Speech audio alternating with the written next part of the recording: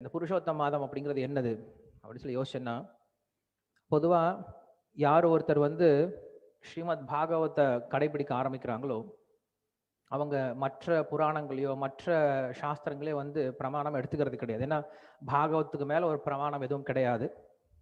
நிகம கல்பத்தரோர் கலிதம் பலம் சுகமுகாத் அமிர்தத்ரவ சம்யுதம் அப்படின்னு சொல்லி சொல்ற மாதிரி, ஸ்ரீமத் பாகவதமானது இந்த கலியுகத்தினுடைய ஒரே பிரமாணமா இருக்கிறதுனால, இல்ல உயர்ந்த பிரமாணமா இருக்கிறதுனால, இதை விட ஒரு உயர்ந்த பிரமாணத்துக்கு போறது கிடையாது. பட் இருந்தாலும் பக்திக்கு சம்பந்தமான, கிருஷ்ண பக்திக்கு சம்பந்தமான எந்த ஒரு பிரமாணமா இருந்தாலும், மற்ற சாஸ்திரங்கள் இருந்தாலுமே கூட அதை ஏற்றுக்கொள்ளக்கூடிய மனோபாவத்தில் இருக்கிறதுனால, இந்த புருஷோத்தம மாதமானது பத்ம புராணத்துல மிக விஸ்தாரமா சொல்லப்பட்டிருக்கு.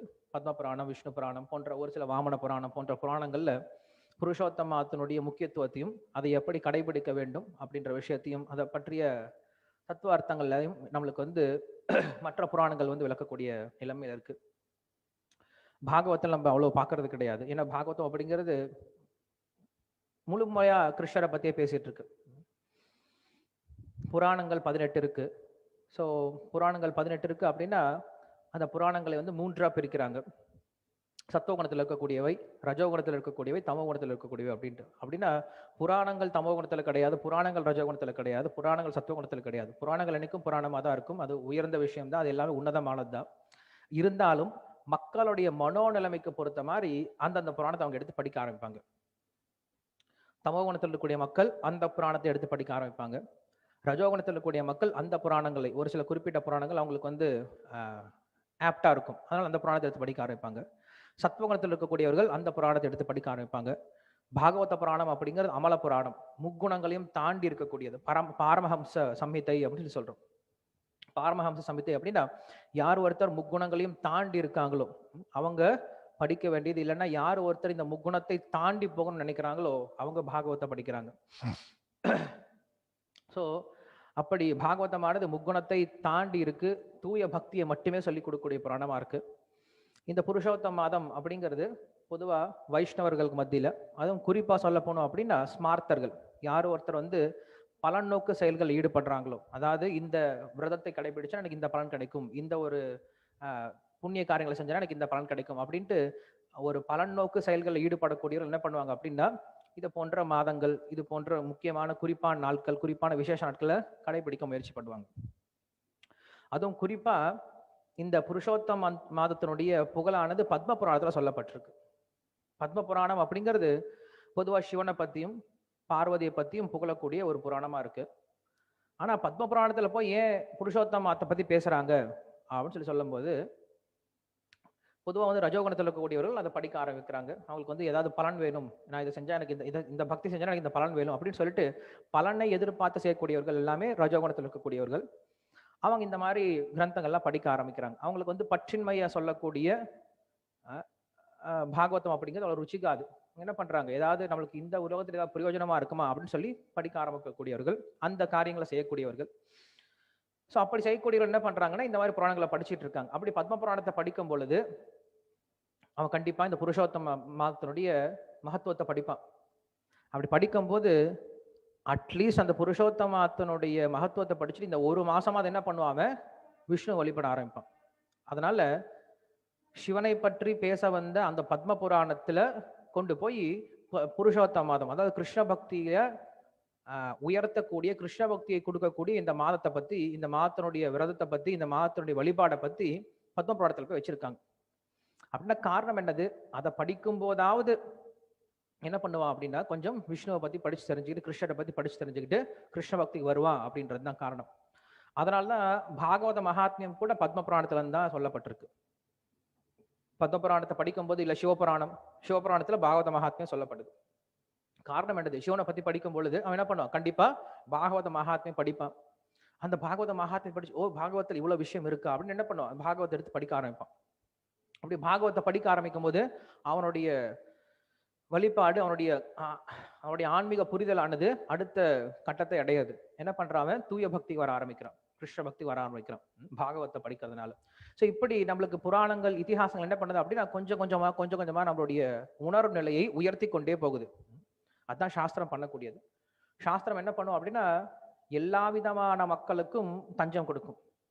எப்படி ஒரு அகண்டு விரிஞ்சு இருக்கக்கூடிய ஆலமரம் போல. ஆலமரம் எப்படி இருக்கும் அப்படின்னா அகண்டு விரிஞ்சு இருக்கும். செங்குத்தா ஒரே மாதிரி இந்த தென்னை மரம் மாதிரியோ இல்லை வந்து கல்லு மரம் மாதிரியோ இருக்காது, பனைமரம் மாதிரியோ இருக்காது. அப்படி இருந்தா நிறைய பேர் உள்ள வந்து தங்க முடியாது. இது மட்டும்தான், இப்படி மட்டும்தான் அப்படின்னு சொல்றது கிடையாது. சனாதன தர்மம் என்ன பண்ணுது அப்படின்னா எல்லா விதமான மக்களையும் உள்ள இழுத்துக்குது. உனக்கு எப்படிப்பட்ட ஆசை இருந்தாலும் சரி, ஆசையே இல்லைன்னாலும் சரி, இல்ல மோட்சம் போகணும் அப்படின்ற ஆசை இருந்தாலும் சரி, என்ன பண்ணலாம், எல்லாரும் இதில் ஈடுபடலாம். எனக்கு வந்து இயற்கை தான் பிடிக்கும், சரி நீயும் வரலாம். எனக்கு வந்து எங்க பெற்றோர்கள் தான் பிடிக்கும், ஓகே நீயும் வரலாம். எனக்கு வந்து எங்க தேசத்தான் பிடிக்கும், ஓகே நீயும் வரலாம். ஏன்னா தேசபக்தி அப்படிங்கிறது சாஸ்திரத்துல சொல்லப்பட்ட தேசபக்தியை விட நம்ம எங்கேயும் பார்த்து தெரிஞ்சுக்க முடியாது. உண்மையான தேசபக்தினா என்னது, உண்மையான பெற்றோர்களுக்கு செய்யக்கூடிய கடமைனா என்னது, உண்மையாலுமே நம்ம இந்த உலகத்துக்கு சமுதாயத்துக்கு ஏதாவது நம்ம கடமை செய்யணும், ஏதாவது சேவை பண்ணணும் அப்படின்னு அதை எப்படி பண்றது, அதுவும் சாஸ்திரம் சொல்லிக் கொடுக்குது. இந்த உலகத்துல ஒருத்தன் அனுபவிக்கணும்னு நினைக்கிறானா எப்படி அனுபவிக்கிறது, அந்த விஷயத்தையும் சாஸ்திரம் சொல்லிக் கொடுக்குது. சாஸ்திரத்தை இல்லாத விஷயமே கிடையாது. அதனாலதான் வேதம். வேதம் அப்படின்னா ஞானம். இந்த உலகத்துல ஒருத்தனுக்கு என்ன கேட்டாலும் அதை கொடுக்க தயாரா இருக்கிறது தான் வேதம். நிகம கல்ப அப்படின்னு சொல்லி சொல்றோம், கல்ப தரோர் அப்படின்னு சொல்லி சொல்றோம். வேதத்தை வந்து ஒரு கற்பக விருட்ச மரம் அப்படின்னு சொல்லி சொல்றோம். ஏன்னா வேதமானது நமக்கு எல்லாத்தையும் கொடுக்க தயாரா இருக்கு, மோட்சம் உட்பட. நம்ம என்ன கேட்கிறோமோ அது கிடைக்கும். ஸோ அப்படி இந்த வேதத்துல பத்ம புராணத்துல இந்த புருஷோத்தமானது பேசப்பட்டிருக்கு. என்ன பேசப்பட்டிருக்கு, இந்த புருஷோத்த மாதம் அப்படின்னா என்ன அப்படின்னா, இப்போ நம்மளுக்கு வந்து இங்கிலீஷ்ல லீப் இயர் அப்படின்னு சொல்லி சொல்லுவோம். லீப் இயர் அப்படின்னா 5 வருஷத்துக்கு ஒரு முறை வரும். அந்த மாதிரி வேத கலாச்சாரத்துல சந்திரனை அடிப்படையாக கொண்டு அன்னைக்கு வந்து கேலண்டர் வந்து தயாரிப்பாங்க. இன்னைக்கு வந்து நம்ம சூரியன் அடிப்படையாக கொண்டு நம்மளுடைய கேலண்டர் தயாரிச்சிருக்கோம். அன்னைக்கு வந்து சந்திரனை அடிப்படையாக கொண்டு கேலண்டர் தயாரிப்பாங்க, நாட்களை வந்து குறிப்பாங்க. ஸோ அப்படி குறிக்கும் போது ஒரு மாசத்துக்கு 30 நாள் தான், 12 மாசம் ஒரு வருஷத்துல. ஸோ இப்படி செய்யும் பொழுது 3 வருஷத்துக்கு ஒரு முறை அதிக மாசம், இந்த எக்ஸ்ட்ரா இருக்க நாள்லாம் வந்து சேர்த்து அதிக மாசம் அப்படின்னு சொல்லி சொல்லுவாங்க. அது வந்து 3 வருஷத்துக்கு ஒரு முறை வரும். அதுதான் புருஷோத்த மாதம் அப்படின்னு சொல்லி சொல்றோம். இந்த 3 வருஷத்துக்கு ஒரு முறை அதிகமாக வரக்கூடிய நாட்கள் எல்லாத்தையும் நம்ம இங்கிலீஷ்ல 31 நாள் 30 நாள் இப்படி கணக்கு வச்சுட்டு வரதெல்லாம் வேத கலாச்சாரத்தில் ஒரு மாசத்துக்கு 30 நாள் தான். மற்ற மிச்ச நாள்கள் எல்லாத்தையும் சேர்த்து சேர்த்து சேர்த்து 3 வருஷத்துக்கு ஒரு முறை அதிக மாசம் அப்படின்னு சொல்லி கொண்டாடுறது உண்டு. அதுதான் வந்து புருஷோத்த மாதம் இல்ல மல மாதம் அப்படின்னு சொல்லி சொல்லுவாங்க. மல மாதம் அப்படின்னா என்னது, மலம் அப்படின்னா நம்மளுக்கு தெரியும், மலம். ஸோ இது வந்து ரொம்ப அசுத்தமான மாதம் அப்படின்னு சொல்லி சொல்லுவாங்க. யாருன்னா ஸ்மார்த்தர்கள், யாரெல்லாம் வந்து புண்ணிய கரிமங்கள், அதாவது வந்து சம்ஸ்கார கர்மங்கள், குறிப்பா திருமணம் இந்த போன்ற விஷயங்கள்லாம் வந்து செய்யக்கூடியவர்கள் எல்லாமே என்ன பண்ணுவாங்க அப்படின்னா இந்த சுபகாரியங்கள்லாம் வந்து இந்த மாசம் பண்ண மாட்டாங்க. ஏன்னா இது மல மாதம் அப்படின்னு சொல்லி சொல்லுவாங்க, அசுத்தமான மாதம். மலத்தை தொட்டாவே வந்து குளிச்சுக்கணும் ஒருத்தன். யார் ஒருத்தன் டாய்லெட் போறானோ உடனே குளிச்சுட்டு தான் வெளில வரணும். இன்னைக்கு அந்த மாதிரி நமக்கு அந்த கலாச்சாரமே இல்லாமல் போயிடுச்சு. இன்னைக்கு வந்து பேப்பர்ல தொடக்கக்கூடிய கலாச்சாரம் வந்துடுச்சு. ஸோ நம்ம என்ன போய் சொல்றது மனுஷன் கிட்ட. அன்னைக்கு வந்து மலத்தை பார்த்தா கூட குளிச்சுப்பாங்க, அவ்வளவு வந்து அசுத்தமானது மலம் அப்படிங்கிறது. இன்னைக்கு நம்ம வீட்டுக்குள்ளாரே அது வந்து ஒரு டாய்லெட் அப்படின்னு வச்சுட்டு இருக்கோம். அது மட்டும் இல்லாமல் டாய்லெட் போயிட்டு வந்து குளிக்கிறதும் கிடையாது. அந்த கண்டாமினேஷன், அந்த ஒரு அழுக்கோடே வெளில எல்லாம் சுத்திட்டு இருக்கோம். நம்முடைய பூஜை எப்படி இருக்கும், பகவான் நம்மளை பாக்குறாரு, அவரை பார்த்து கொஞ்ச நேரத்தை பயந்து போயிடுறப்பா, இவனா இப்படி வரான் அப்படின்னு சொல்லிட்டு. அவ்வளவு அழுக்கு. எப்படி நம்ம வாழ்க்கை வாழணும், இன்னைக்கு சாதாரண ஒரு தூய்மையான வாழ்க்கை எப்படி வாழணும் அப்படின்ற ஒரு ஞானம் கூட இல்லாம போயிடுச்சு. பகவான் என்ன பண்றாரு, எல்லாத்தையும் ஏத்துட்டு தான் இருக்கார், கருணையோட ஏத்துட்டு தான் இருக்கார். என்ன பண்ண முடியுமா அவரால், ஏதோ ஒண்ணு பண்றானே அப்படின்னு காத்துட்டு இருக்கார். சரி, ஸோ இந்த புருஷோத்த மாதத்துடைய விஷயம் இதுதான். இப்படி வந்து மல மாதம் 3 வருஷத்துக்கு ஒரு முறை வரதான் புருஷோத்த மாதம், அதிக மாசம் அப்படின்னு சொல்லி சொல்லுவாங்க, மல மாதம் அப்படின்னு சொல்லி சொல்லுவாங்க. இதுல வந்து எந்த விதமான பௌதிகமான புண்ணிய காரியங்களும் பண்ண மாட்டாங்க, பௌதிகமான சுப காரியங்கள் பண்ண மாட்டாங்க. காரணம் என்னது அப்படின்னா, இதுதான் வருஷம் ஃபுல்லா பண்ணிட்டு இருக்காங்க. வருஷம் ஃபுல்லா என்ன பண்றான், எப்ப பார்த்தாலும் கல்யாணம் பண்றது, காது குத்துறது, சீமந்தம் பண்றது, இதை பண்றது அதை பண்றதுன்னு எப்பயும் பிஸியா ஓடிக்கிட்டே இருக்கான். அதனால என்ன பண்றாங்க, இந்த ஒரு மாசம் மல மாதம் அப்படின்னு சொல்றதுனால இந்த ஒரு மாசம் என்ன பண்ண மாட்டான், கல்யாணம் காது குத்து அப்புறம் விருந்து இதெல்லாம் போகாம இந்த ஒரு மாசம் கம்முன்னு இருப்பான். இந்த ஒரு மாசத்தை அவன் என்ன பண்றான் அப்படின்னா ஆன்மீகத்துக்கு உபயோகப்படுத்திக்கிறான். அப்படி ஆன்மீகத்துக்கு உபயோகப்படுத்துறதுனால இப்படி என்ன பண்றாங்க, ஒரு விலக்கு கொடுத்து வச்சிருக்காங்க. அஷ்டமி நவமி எல்லாம் விலக்கு கொடுத்து வச்சிருக்காங்க. காரணம் என்ன, அந்த சமயமானது கிருஷ்ணருக்கு மட்டுமே, ராமருக்கு மட்டுமே சொந்தமானது அப்படின்றதுனால. ஸோ இப்படி இந்த புருஷோத்தமானது மல மாதம் அப்படின்னு ஏன் சொல்லப்படுது அப்படின்னா, இந்த மாசத்துல நீங்க என்ன பண்ணுங்க, பௌதிகமான உங்களை சந்தோஷப்படுத்தக்கூடிய காரியத்திலிருந்து விலகி பகவானுடைய சந்தோஷத்துக்காக நீங்க ஏதாவது செய்ய ஆரம்பிங்க. அவங்களுக்காக விரதம் இருக்கிறது, அவங்களுக்காக பூஜை செய்யறது, அவங்களுக்காக ஏதாவது சமர்ப்பணம் பண்றது, அவங்களுடைய சந்தோஷத்துக்காக நம்ம செயல்பட ஆரம்பிக்கிறது அப்படிங்கிறது தான் நம்மளுடைய கான்செப்ட். அதனால இந்த புருஷோத்தம மாதமானது மல மாதம் இல்ல புருஷோத்தம மாதம் சொல்லப்படுது. சரி, என்ன நடந்துச்சு அப்படின்னு சொல்லி பார்த்தோம்னா, பத்ம புராணத்துல இந்த விஷயம் சொல்லப்படுது. இதை கிருஷ்ணர் யுதிஷ்டிரர் மற்றும் பாண்டவர்களுக்கு சொல்லக்கூடிய விதமா தோன்றுது. பாண்டவர்கள் தங்களுடைய சூதாட்டத்தினால என்ன பண்ணிருக்காங்க அப்படின்னா, காட்டுல கஷ்டப்பட்டு இருக்காங்க. 13 வருஷம் கஷ்டப்பட்டு இருக்காங்க. பெரிய கஷ்டம் தெரியும் நம்மளுக்கு. அப்படி கஷ்டப்படும் போது அவங்க என்ன பண்றாங்க, பகவானை பிரார்த்தனை பண்ணிட்டு இருக்காங்க. ஸோ கிருஷ்ணர் அங்க வரார். கிருஷ்ணர் அங்க பாண்டவர்களை பார்த்து பேச ஆரம்பிக்கிறார். ஏன் எங்களுக்கு இவ்வளவு கஷ்டம் வருது அப்படின்னு சொல்லிட்டு பாண்டவர்கள் கிருஷ்ணர்கிட்ட கேட்கிறாங்க. இது பத்ம புராணத்தில் இருக்கக்கூடிய சரித்திரம், நான் சுருக்கி சொல்லிட்டு இருக்கேன். அப்படி கேட்கும்பொழுது அங்க கிருஷ்ணர் சொல்றார், நீங்க எல்லாம் சரியா பண்றீங்க, உங்களுடைய சாதனைகளை, உங்களுடைய வேதத்தில் சொல்லப்பட்ட உங்களுடைய கடமைகள் நீங்க சரியா பண்ணிட்டு தான் இருக்கீங்க. ஆனா ஒரு விஷயத்தை நீங்க மறந்து போயிட்டீங்க. என்ன மறந்து போயிட்டீங்க அப்படின்னா, இப்பதான் கொஞ்ச நாளுக்கு முன்னாடி தான் என்ன ஆயிடுது, புருஷோத்தம மாதம் போனது. அந்த புருஷோத்தம மாதத்தை நீங்க என்ன பண்ணல, சரியா கடைபிடிக்கவே இல்லை. அந்த புருஷோத்தம மாதத்தை சரியா கடைபிடிக்காதனால தான் நீங்க இவ்வளவு கஷ்டப்பட வேண்டியதா இருந்தது. அதனால இந்த புருஷோத்தம மாதத்தை நீங்க கடைபிடிக்கல அப்படின்னா அவனுக்கு அவ்வளவு கஷ்டம் வரும் அப்படிங்கிறத காட்டுறதுக்காக தான் இந்த லீலை நடந்தது. நீங்க என்ன பண்ணும், புருஷோத்தம மாதத்தை கடைபிடிக்கணும் அப்படின்னு சொல்றாரு. அப்ப யுதிஷ்டர் கேட்கிறார், இந்த புருஷோத்தம மாதம்னா என்னது, இதை பத்தி எனக்கு கொஞ்சம் சொல்லுங்களேன் அப்படின்னு சொல்லி கேட்கும் பொழுது அப்ப கிருஷ்ணர் சொல்ல ஆரம்பிக்கிறார், முன்பு ஒரு காலத்துல இந்த புருஷோத்தம மாதம் அப்படின்னு சொல்லக்கூடிய இந்த மல மாதமானது தனியா ஒதுக்கப்பட்டுடுச்சு, யாராலையும் வரவேற்கப்படலை. ஏன்னா நீ ரொம்ப அசுத்தமான மாதம், உன்னை யாரும் தீண்ட மாட்டாங்க, உன்னுடைய மாதத்துல யாரும் எதுவும் செய்ய மாட்டாங்க. ஏன்னா நம்மளுக்கு தெரியும், வேத விஷயம் பிரகாரம் ஒவ்வொரு மாதமும் ஒவ்வொரு தேவதையனுக்கு அதிபதி. எப்படி ஒவ்வொரு நட்சத்திரமும் ஒவ்வொரு அதிபதி இருக்காங்களோ அப்படி ஒவ்வொரு மாதத்துக்கும் ஒரு அதிபதி இருக்காங்க, ஒவ்வொரு நாளுக்கும் ஒரு அதிபதி இருக்காங்க தேவர்கள்ல. ஸோ அப்படி இந்த புருஷோத்தம மாதத்துக்கு ஒரு தேவதை இருக்காங்க. அந்த தேவதையை யாரும் எங்க போனாலும் அவங்க என்ன பண்றது கிடையாது, வரவேற்பு கொடுக்கறது கிடையாது. நீ மல மாதம், உன்னை சேர்த்துக்க மாட்டோம் அப்படின்னு சொல்லிட்டு என்ன பண்றாங்க, யாருமே அந்த காலத்துல புண்ணிய காரியங்களை பண்றது கிடையாது, அவங்களை ஒதுக்கி வச்சுட்டாங்களாம்.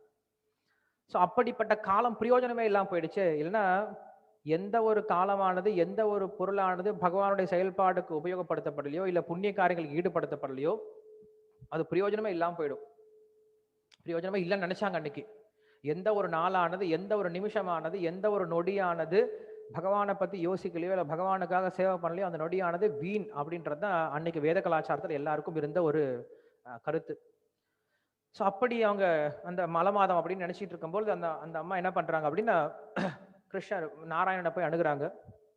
நாராயணன் அணுகி இப்படி கேட்குறாங்க அவங்க, இந்த மாதிரி நான் இப்படி எனக்கு யாருமே இல்லாமல் இப்படி கஷ்டப்பட்டு இருக்கேனே, நான் என்ன பண்ண போறேனோ தெரியலையே, என்னை யாரும் ஏத்துக்கிறது இல்லை, நான் எனக்கு எப்படி உத்தாரணம் கொடுக்க போறீங்க அப்படின்னு சொல்லிட்டு கேட்டுட்டு இருக்காங்க. கேட்டுட்டு இருக்கும்போது அப்ப நாராயணன் சொல்றாரு, சரிம்மா, எனக்கும் மேல கிருஷ்ணர் இருக்காரு, அந்த கிருஷ்ணர்கிட்ட போய் இதை கேட்கலாம், அவர்கிட்ட ஏதாவது வேற ஏதாவது நல்ல ஒரு திட்டம் இருக்கும் அப்படின்னு சொல்லிட்டு என்ன பண்றாங்க, வைகுண்டத்துல இருந்து நாராயணன் அந்த மல மாதத்தை கூட்டுக்கிட்டு கோலோக விருந்தாவனத்துக்கு போறாராம். கோலோக விருந்தாவனம் அப்படின்ற இடம் தான் கிருஷ்ணர் இருக்கக்கூடிய இடம். அங்க பசுக்களோட கிருஷ்ணர் என்ன பண்றாங்க, லீலை பண்ணிட்டு இருக்காரு. அதோடைய பிரைவேட் ஹவுஸ் மாதிரி, அவருடைய ஆஃபீஸ் தான் வைகுண்ட லோகம். ஸோ வீட்டில் நம்ம எப்படி வேணா கேஷுவலா ஜாலியாக இருந்துட்டு இருக்கலாம். ஆனால் ஆஃபீஸுக்கு வரும்போது ரொம்ப கண்ணியமா, ரொம்ப கிரேவா, ரொம்ப ஜென்டலா உட்காந்துட்டு இருப்போம், எல்லாத்துக்கிட்டையும் கரெக்டாக கேட்டு பதில் சொல்லிட்டு இருப்போம். ஸோ அந்த மாதிரி நாராயணன் என்ன பண்ணுவார் அப்படின்னா, வீட்டில் இருக்கும்போது கிருஷ்ணரா என்ன பண்றாரு, வைகுண்ட லோகத்தில் விளையாண்டுட்டு இருக்காரு. அவருடைய பர்சனல் லைஃப் அது. அவருடைய பப்ளிக் லைஃப், அவருடைய அஃபீஷியல் லைஃப் அப்படிங்கிறது வைகுண்ட லோகம் மாதிரி. இன்னும் அஃபீஷியல் லைஃப் அப்படிங்கிறது திருப்பார்க்கடல், தேவர்களுக்கெல்லாம் அங்க இருந்து இந்த பிரபஞ்சத்தை பார்த்துக்கிறது. ஸோ அப்படி கிருஷ்ணர் கிட்ட கூட்டிட்டு போறாராம். கூட்டிட்டு போன அப்புறம் இந்த கிருஷ்ணரை பாக்குறாங்க அந்த அம்மா, அந்த மல மாதம் பார்த்துட்டு கிருஷ்ணர் காலில் விழுந்து கும்பிட்டு அவங்க பாட்டும் கதறி அழுக ஆரம்பிக்கிறாங்க. கதறி அழுதா கிருஷ்ணர் பாக்குறாரு, ஏமா என்ன அழுகுற, கோலோக விருந்தாவனத்துல அழுகிறவங்க யாராவது இருக்காங்களா, இப்படி அழக்கூடாது, நீ இந்த இடத்துல அழக்கூடாது, உனக்கு என்ன வேணுமோ கேட்டு சொல்லு, நான் கொடுக்குறேன் அப்படின்னு சொல்லி கேட்குறாங்க. கேட்டோம்னா இந்த அம்மா சொல்றாங்க, இந்த மாதிரி என்னுடைய மாதமானது மல மாதமா இருக்கு, என்னை யாரும் ஏத்துக்கிறது கிடையாது, நான் ஒரு பிரயோஜனமே இல்லாம யாருக்கும் உபயோகம் இல்லாம வாழ்ந்துட்டு இருக்கேன், எதுக்கு வாழணும்னு தெரியல, நான் உயிரை விட்டுறேன், இருக்கிறதே பிரயோஜனம் இல்லை அப்படின்னு சொல்லி சொல்றாங்க. ஸோ அப்ப கிருஷ்ணர் சொல்றாரு, அப்படி சொல்லக்கூடாது, படைக்கப்பட்ட எல்லா உயிருக்கும், படைக்கப்பட்ட எல்லா விதமான பொருளுக்கும் ஒரு கண்டிப்பா ஒரு குறிக்கோள் இருக்கு, ஒரு ஒரு பர்பஸ் இருக்கு, அதே போல் உனக்கும் இருக்கு. எப்ப நீ என்ன சந்திச்சிட்டியோ இனிமேல உன்னுடைய மாதமானது மிகவும் பிரகாசிக்கப்படும். குறிப்பா உன்னை என்ன பண்ணிருக்காரு, நாராயணன் கூட்டு வந்து உன்னை காட்டியிருக்கார், உன்னை வந்து சிபாரிசு பண்ணியிருக்கார். ஸோ சாக்ஷாத் நாராயணுடைய சிபாரிசு பெற்றதுனாலையும் என்னுடைய கருணை இருக்கிறதுனாலையும் இன்னையிலிருந்து இந்த மல மாதம் அப்படிங்கிறது என்னுடைய பெயரை கொண்டு உன்னை அழைப்பார்கள். என்ன மாதம்? புருஷோத்தம மாதம் அப்படின்னு ஒன்று அழைப்பாங்க. ஒவ்வொரு மாதத்துக்கும் ஒவ்வொரு பெயர் இருக்கும். கிருஷ்ணருடைய ஒவ்வொரு மாதத்துக்கும், இந்த 12 மாதத்துக்கும் கிருஷ்ணருடைய 12 பெயர் இருக்கு. கேசவா, நாராயண, மாதவா, கோவிந்தா அப்படின்னு சொல்லிட்டு அச்சுதா, இந்த மாதிரி 12 மாதங்களுக்கு 12 பெயர் இருக்கு. அதுல வரக்கூடிய இந்த 3 வருஷத்துக்கு ஒரு முறை வரக்கூடிய இந்த மாதத்துக்கு புருஷோத்தம மாதம் அப்படின்னு சொல்லி கொடுத்தாங்க. இந்த மாதத்துல யாரெல்லாம் வந்து கடைபிடிக்க ஆரம்பிக்கிறாங்களோ அவங்களுக்கு என்ன ஆகும் அப்படின்னா, பக்தியினுடைய செயல்பாடுகள் வந்து இன்னும் அதிக சக்தி கொடுக்க ஆரம்பிக்கும். குறிப்பா சொல்ல போனோம் அப்படின்னா, ஈவன் ரொம்ப சின்ன காரியமா இருந்தாலும் பரவாயில்ல, குறிப்பா காலைல சீக்கிரம் எந்திரிக்கிறது, சூரிய உதயத்துக்கு முன்னாடி எந்திரிச்சு குளிக்கிறது, அப்படி குளிச்சான் அப்படின்னா கூட அவன் கங்கையில பல வருஷம் குறிச்சதனுடைய பலனை என்ன பண்றேன், நான் அவனுக்கு கொடுத்துட்றேன் அப்படின்னு சொல்றேன். அதே போல இந்த மாதத்துல யார் ஒருத்தர் பகவானுடைய பேரை சொல்ல ஆரம்பிக்கிறாங்களோ, இந்த மாதத்துல யாரெல்லாம் வந்து முடிஞ்ச வரைக்கும் தர்மமான வாழ்க்கையை வாழ ஆரம்பிக்கிறாங்களோ, பக்தி வாழ்க்கையை வாழ ஆரம்பிக்கிறாங்களோ, பகவானுக்கு நெய்வேத்தியம் பண்றாங்களோ, அதே போல முடிஞ்ச வரைக்கும் பிரம்மச்சரியத்தை கடைபிடிக்கிறாங்களோ, ரொம்ப எளிமையான வாழ்க்கையை வாழ ஆரம்பிக்கிறாங்களோ, அவங்களுக்குலாம் பல்வேறு விதமான பலன்கள் கொடுக்கப்படும். அவங்க எல்லாரும் இந்த உலகத்துல ரொம்ப சந்தோஷத்தை அனுபவிச்சுட்டு அதே போல இந்த உலகத்தை விட்டு போகும் பொழுது அவங்களுக்கு மோட்சமும் கிடைக்கும். பக்தர்களுடைய கருணையினால, பக்த சங்கத்தினால பக்தியை வளர்த்துக்கிட்டு அவங்க மோட்சம் வந்து சேருவாங்க. அதனால இந்த புருஷோத்தம மாதத்தை எல்லாரும் கடைபிடிக்கணும் அப்படின்னு சொல்லிட்டு அங்க கிருஷ்ணர் வந்து ஆசீர்வாதம் கொடுக்குறார் அந்த மாசத்துக்கு. ஸோ அதுதான் யுதிஷ்டர் கிட்ட சொல்றார் கிருஷ்ணர், அந்த புருஷோத்தம மாதத்தை நீங்க என்ன பண்ணிட்டீங்க, தவற விட்டுட்டீங்க. அப்படி தவற விட்டதுனால நீங்க இவ்வளவு கஷ்டப்பட வேண்டியது இருந்துச்சு. இனிமேல் என்ன பண்ணுங்க, புருஷோத்தம மாதத்தை நீங்க கடைபிடிக்க ஆரம்பிங்க. அப்படி கடைபிடிச்சீங்கன்னா கண்டிப்பா நீங்க இந்த 14 வருஷம் வனவாசத்தை முடிச்சுட்டு அதுக்கப்புறம் உங்க ராஜ்யத்தை பெற்று அதுக்கப்புறம் இந்த உலகத்தில் நீங்க சந்தோஷம் அடைந்து அதுக்கப்புறம் நீங்க மோட்சமும் போலாம் அப்படின்னு சொல்லிட்டு அங்க கிருஷ்ணர் வந்து யுதிஷ்டருக்கு சொல்றார். பாண்டவர்கள் எல்லாரும் ஏத்துக்கிட்டு அதை கடைபிடிக்க ஆரம்பிக்கிறாங்க. அதே போல கிருஷ்ணர் சொல்றார், திரௌபதி இருக்காங்க இல்லையா, திரௌபதியும் கஷ்டப்படுறதுக்கு இதுதான் காரணம். என்ன காரணம்? திரௌபதியினுடைய முற்பிறவை பத்தி சொல்றார். திரௌபதியினுடைய முற்பிறவில அவன் வந்து மேதாவி அப்படின்ற ஒரு ரிஷிக்கு, ஒரு பிராமண ரிஷிக்கு வந்து மகளா பிறந்திருக்கா. அந்த பிராமண ரிஷி எப்படிப்பட்டவரா இருந்தார் அப்படின்னா, முழுக்க முழுக்க பற்றின்மையோட மிகவும் ஆன்மீகத்துல உயர்ந்தவரா இருக்கிறதுனால அவர் என்ன பண்ணிருக்கார், ஆத்ம தர்மத்திலேயே மூழ்கி இருக்கிறதுனால பௌதிக தர்மத்தை வந்து அதிகம் அவர் பார்த்துக்கவே இல்லை. குறிப்பா தன்னுடைய பெண் வந்து இளம் வயதை அடைந்த பின்னாடியும் இன்னும் திருமணம் செஞ்சு கொடுக்கவே இல்லையா. திருமணம் செஞ்சு கொடுக்காம அவர் என்ன பண்ணிட்டாரு, ஆன்மீகத்துல இருந்துட்டு இருந்தார். அப்புறம் அப்படியே உயிரை விட்டு அவர் போய் சேர்ந்துட்டார், மோட்சம் போய் சேர்ந்துட்டார். அப்ப அந்த பெண் யோசிக்கிறார், நான் என்ன பண்ண போறேன்னு தெரியலையே, எனக்கு யாருமே இல்லையே, நான் தனியா இருக்கனே, எனக்கு வந்து ஒரு துணை இல்லாம இருக்கனே அப்படின்னு சொல்லிட்டு அந்த பெண் யோசிக்கிறாளாம். அப்ப அந்த ஆசிரமத்துக்கு துர்வாசர் வரார், துர்வாச மகரிஷி வரார். ஸோ துர்வாசர் நமக்கு யாரும் தெரியும், சிவனுடைய விரிவங்கம், அவதாரம் தான் அவர். ஸோ அவர் வந்தாவே நம்மளுக்கு கொஞ்சம் பயம் இருக்கும். ஏன்னா சீக்கிரமா என்ன பண்ணிடுவார், அவரு சாபத்தையும் கொடுத்துருவார், சீக்கிரம் வரத்தையும் கொடுத்துருவார், எப்படி நடந்துக்கிறோமோ அப்படி. ஸோ அப்படி என்ன ஆகுது, துர்வாசர் வந்த பின்னாடி அவன் வந்து உட்கார வச்சு அவங்க பூஜை எல்லாம் பண்ணி அர்ச்சனை பண்ணி அவரை துர்வாசரை வணங்கிட்டு ஸ்தோத்திரம் எல்லாம் பண்ணிட்டு உட்காந்துருக்கா. அப்ப அந்த பெண்ணை பாக்குறாரு, பார்த்துட்டு ஏமா இவ்வளவு கவலையோடு இருக்க, உனக்கு என்ன வேணும், என்ன விஷயம், உன்னுடைய கவலை காரணம் என்ன அப்படின்னு சொல்லி கேட்கிறாரு. நீங்க தெரியாத மாதிரி கேட்குறீங்க சுவாமி, பட் இருந்தாலும் நான் சொல்றேன், இந்த மாதிரி எனக்கு எந்த துணையும் இல்லாம நான் கஷ்டப்பட்டு இருக்கேன், ஒருத்தியா இருக்கேன், எனக்கு எந்த துணை இருக்கு, என்ன நான் எப்படி இந்த துணையை மறுபடியும் பெற போறேன்னு தெரியலையே, என்னுடைய இந்த கஷ்டகரமான வாழ்க்கை என்ன விடிவுன்னு தெரியலையே அப்படின்னு சொல்லிட்டு கேட்கிறேன். கேட்ட பின்னாடி துர்வாசர் சொல்றார், கவலைப்படாதமா, இன்னும் கொஞ்ச மாதத்துல புருஷோத்தம மாதம் வரப்போகுது, அந்த புருஷோத்தம மாதத்தை நீ கடைபிடிச்ச அப்படின்னா கண்டிப்பா உனக்கு வந்து நல்லபடியா உன்னுடைய வாழ்க்கை அமையும், நீ சந்தோஷமா இருப்ப அப்படின்னு சொல்லி துர்வாசர் சொல்றார். சொன்ன பின்னாடி இந்த அம்மாவுக்கு அதில் நம்பிக்கை இல்லை. அந்த அம்மா என்ன சொல்றாங்க, கொஞ்சம் சிரிச்சு பேசிட்டாங்க.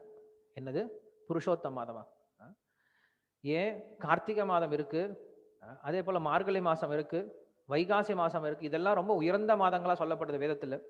இந்த மாதத்தை விட புருஷோத்தம மாதத்துக்கு அதிக பலன் வந்துடுமா என்ன, என்னமோ நீங்க சொல்லிட்டு இருக்கீங்க எனக்கு தெரியல அப்படின்னு சொல்லிட்டு அந்த புருஷோத்தம மாதத்து மேல கொஞ்சம் கூட நம்பிக்கை இல்லாம சிரிக்க ஆரம்பிச்சிட்டாங்க.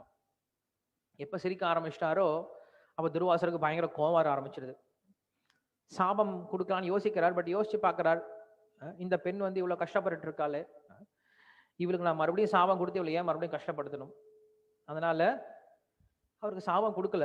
ஏன்னா தன்னுடைய தந்தை, அவருடைய தந்தை மேதாவி அப்படின்றவர் வந்து துர்வாசருக்கு நல்ல ஒரு நண்பர். சாபம் கொடுக்கல.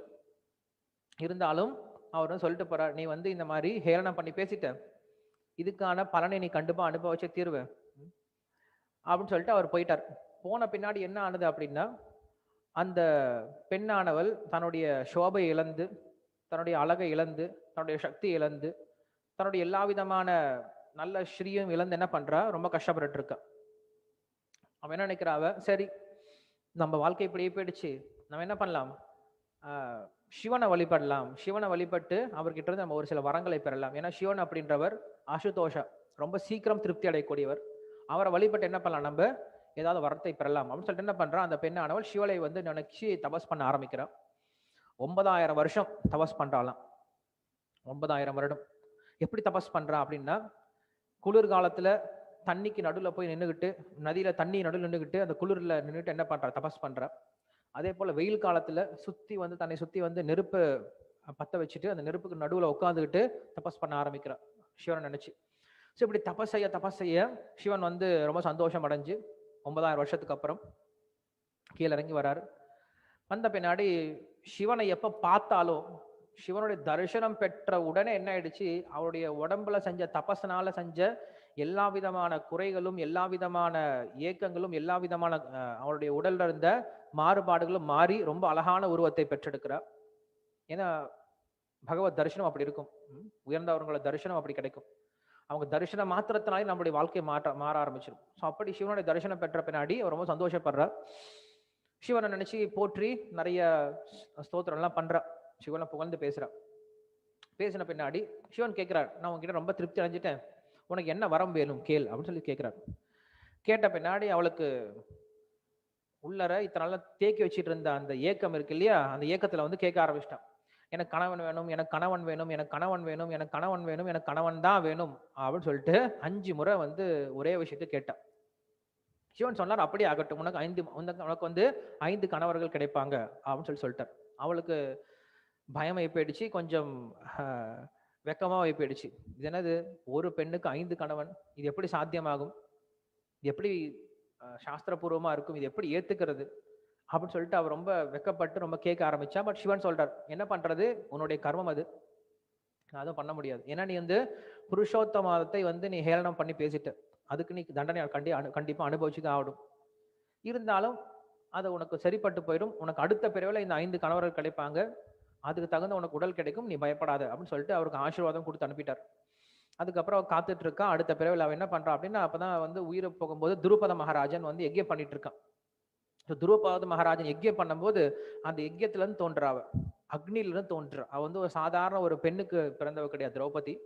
அக்னில இருந்து அயோனஜியா தோன்றக்கூடியவள் திரௌபதி. ஸோ அப்படி அக்னில இருந்து தோன்றக்கூடியவள்.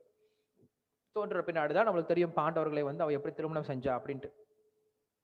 ஸோ அவளும் அந்த கிருஷ்ணர் சொல்றாரு, அந்த திரௌபதி எப்ப வந்து இந்த புருஷோத்தமத்தை வந்து ஹேளனமா பேசுறாங்களோ, அதனாலதான் என்ன ஆனது, துஷாசனால அந்த சபையில எல்லாரும் முன்னாடியும் அந்த திரௌபதிக்கு வந்து அவமானம் ஏற்பட்டது.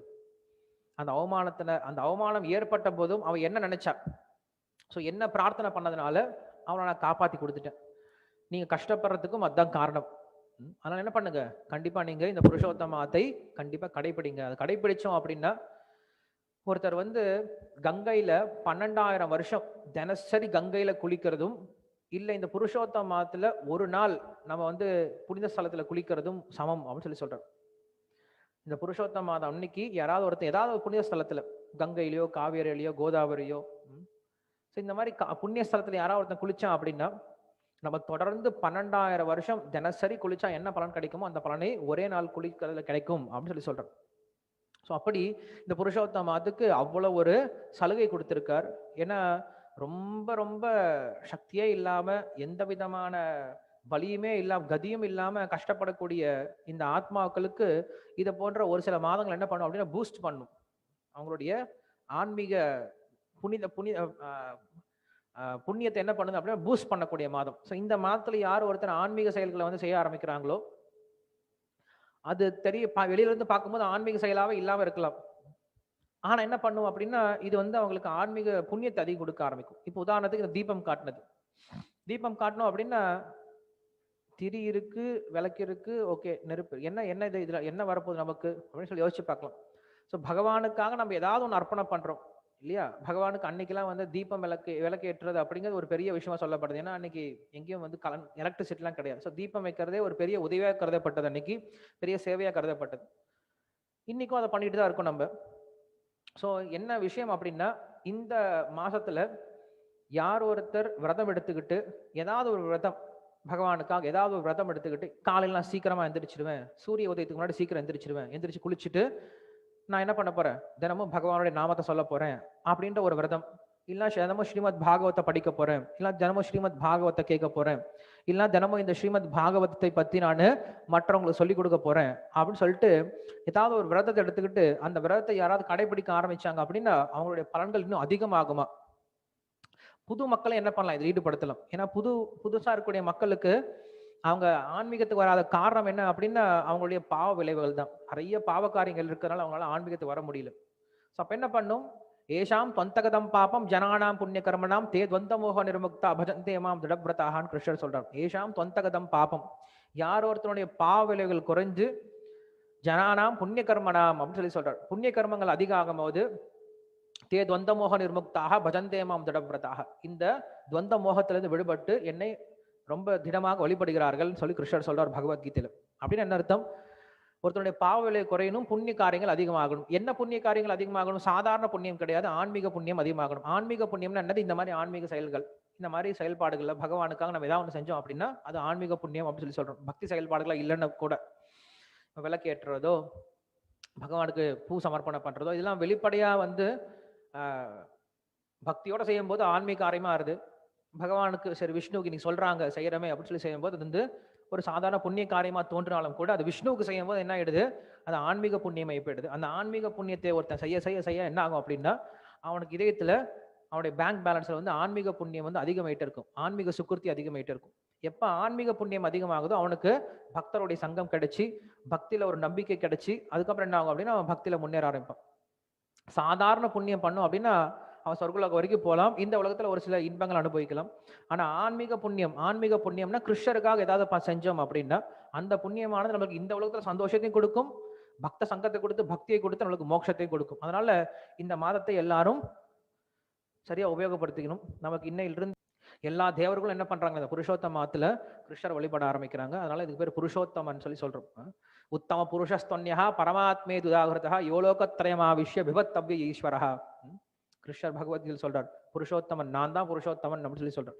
வேற யாரும் சொல்லிக்க முடியாது, யாரும் மார்பு தட்டி சொல்லிக்க முடியாது நான் தான் புருஷோத்தமன் அப்படின்னு சொல்லிட்டு. யாருக்கும் அந்த தைரியம் கிடையாது. எந்த சாஸ்திரத்திலும் எந்த புராணத்திலும் யாரும் சொல்லிக்க முடியாது கிருஷ்ணரை தவிர. கிருஷ்ணர் சொல்லிக்க முடியும், மத்த பரதரம் நாண்யத்து கிஞ்சித் அஸ்தி தனஞ்சயத் மயி சர்வமிதம் புரோத்தம் சூத்திரே மணிகனாய்வ அகம் சர்வசிய பிரபவஹா மத்த சர்வம் பிரவர்த்தது. இந்த விஷயம்லாம் கிருஷ்ணர் மட்டும்தான் சொல்ல முடியும், வேற யாரும் சொல்ல முடியாது. ஏன்னா அதுதான் உண்மையும் கூட, நிதர்சனமான விஷயம்.